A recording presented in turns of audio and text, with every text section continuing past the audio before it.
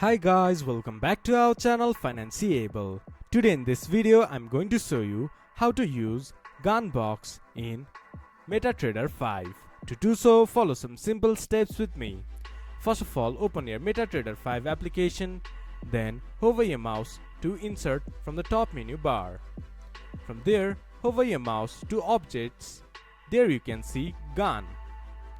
From there you can use Gann line, Gann fan and Gann grid. Choose any one you like. This is how you can use Gann grid, Gann box in MetaTrader 5. This much for today's video. If you guys find our video helpful, please leave a like and comment. And do not forget to subscribe our channel and hit the bell icon. I'll see you guys again in our next video. Thank you for watching.